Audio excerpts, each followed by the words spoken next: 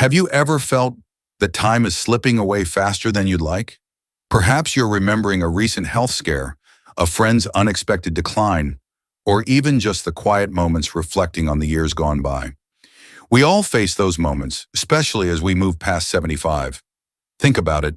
Those years are precious, irreplaceable, and how you spend them truly matters.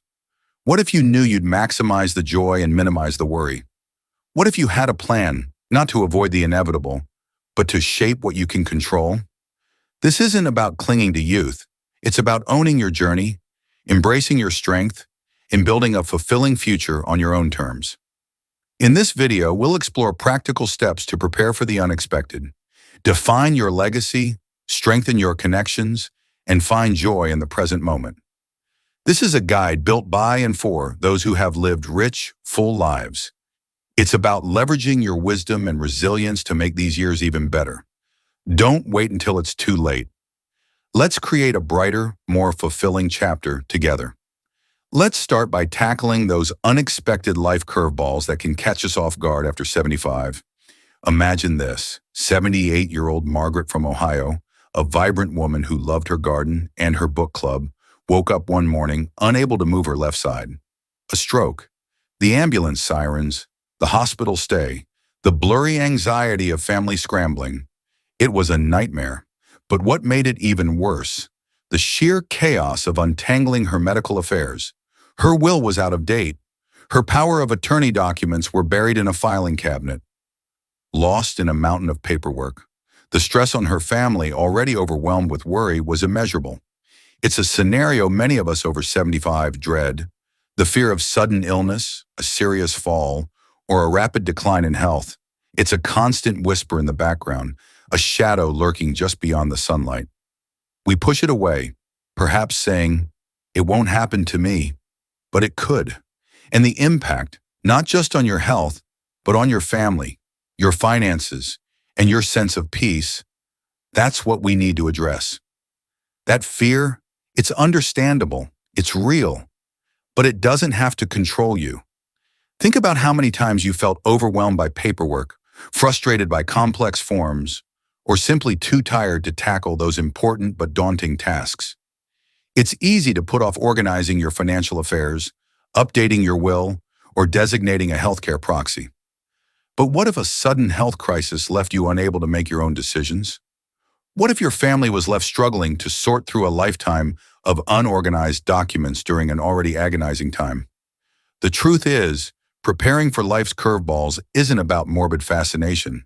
It's about empowering yourself. It's about securing your independence, protecting your loved ones, and giving yourself the gift of peace of mind. Over the next few minutes, we'll explore practical steps you can take today to create a safety net, to build a plan that helps you navigate the unexpected, not with fear, but with strength and dignity. We'll tackle advanced directives, insurance review, and building a solid support network. This isn't about avoiding the inevitable.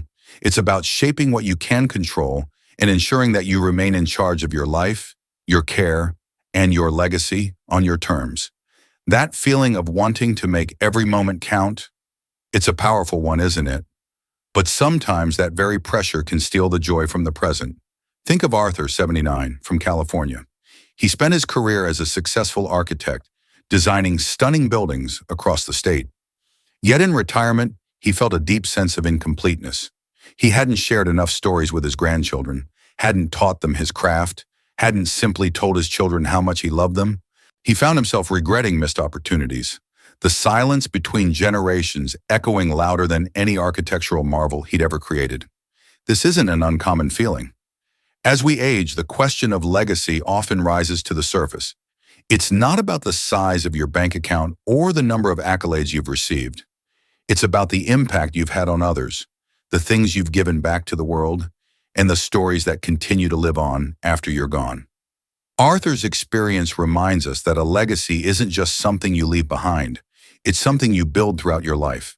So how do you create a legacy that brings you joy and fulfillment, even in your later years? It's about taking those small, meaningful steps that make a difference. Perhaps you pass on a cherished family recipe along with the memories attached to it. Maybe you share your life wisdom with your grandchildren, offering guidance and support from your vast experience. Consider volunteering your time or mentor someone who needs your guidance. You might even take up a new hobby that allows you to express your creativity and create something that others can enjoy and cherish. It could be as simple as writing down your life experiences, creating a family history that future generations can appreciate. For 85-year-old Eleanor from Maine, her legacy became a carefully curated collection of her painted landscapes. Each brushstroke captured not just the beauty of her surroundings, but the quiet moments of reflection and peace she found in nature. These paintings, now proudly displayed in her family's homes, are more than just art. They're tangible pieces of her spirit, a vibrant reminder of her life and the love she shared.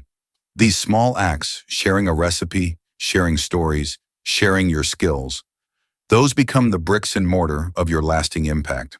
What about you? What legacy are you building? What skills, stories, or wisdom do you want to pass on? Think about it. What small, meaningful action could you take today to start shaping the legacy you want to leave behind? It's never too late to begin. Start small and let the ripple effect surprise you.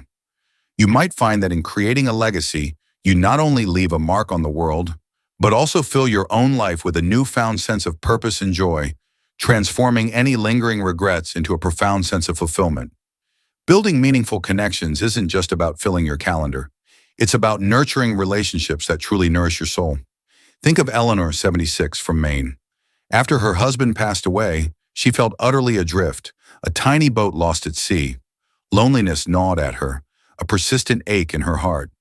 She'd always been a private person, content with her own company, but now that solitude felt oppressive, suffocating. Eleanor didn't know where to turn, didn't know how to rebuild her social life. Many of us over 75 can relate to that feeling, a quiet desperation masked by a brave face. But even in the deepest solitude, there are avenues to connection. It might not feel easy, and that's okay. It's like tending a garden. It takes time, gentle care, and a willingness to let new seeds grow. Start small, perhaps a weekly coffee with a neighbor, a volunteer opportunity at a local library, or joining a gentle exercise class at your senior center. Don't pressure yourself to leap into a whirlwind of social activities. Instead, cultivate connections gradually. Find activities that genuinely interest you, places where you feel comfortable, and people whose company you enjoy. It could be a book club, a hiking group, a crafting circle, whatever sparks your interest. The key is to engage in activities that nurture your spirit and offer opportunities for interaction with others who share your passions. Even small interactions, a smile to a shop assistant, a friendly chat with the person at the post office, these little acts can create ripples of warmth and connection, fostering a sense of belonging and community. Don't underestimate the power of simple gestures. A phone call to an old friend, a handwritten note to a family member. These acts of kindness create lasting bonds, reminding people that they are seen, heard, and loved. Consider online connections too. Many seniors are finding joy and companionship through virtual groups, online communities, and video calls.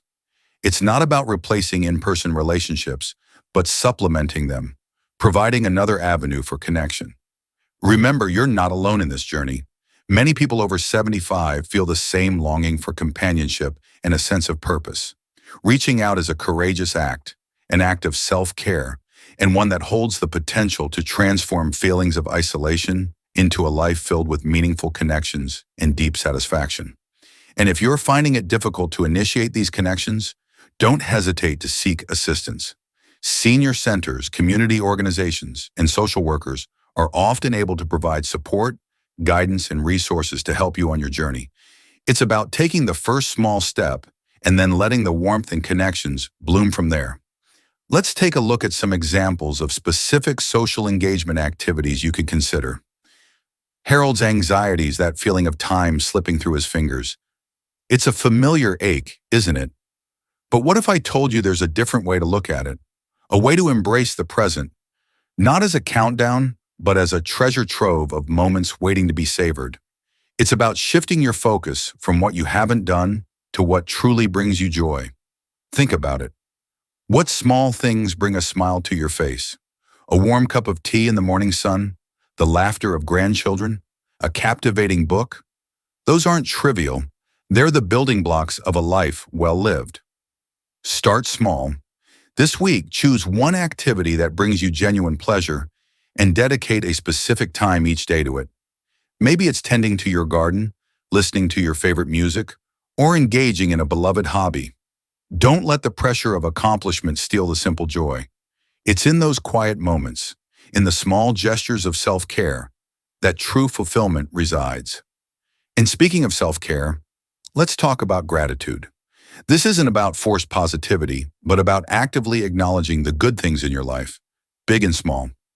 Keep a gratitude journal, jotting down 3 things you're thankful for each day. It could be the kindness of a neighbor, a sunny afternoon, or simply the comfort of your own home. This simple act can shift your perspective, fostering a sense of contentment and peace.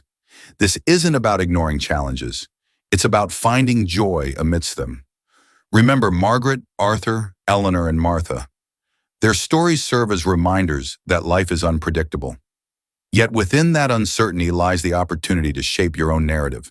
You've faced challenges before, and you'll face them again. But what defines you is not the obstacles you encounter, but how you rise to meet them with grace, resilience, and a deep appreciation for the beauty in each moment. Consider this your invitation to redefine making the most of your time. It's not about crossing things off a list, but about enriching your experiences, nurturing your relationships, and finding joy in the present, however long or short it may be. This isn't a race, it's a journey. So what's one small thing you can do today to embrace the present moment? Share your thoughts below. Let's build a community of support and shared wisdom. Maybe your experience will inspire someone else to discover their own path to joy. And perhaps you'll find inspiration and understanding in the stories shared by others. Thank you for joining this journey. I hope these thoughts and suggestions resonate with you, and I look forward to continuing this important conversation with you in future videos.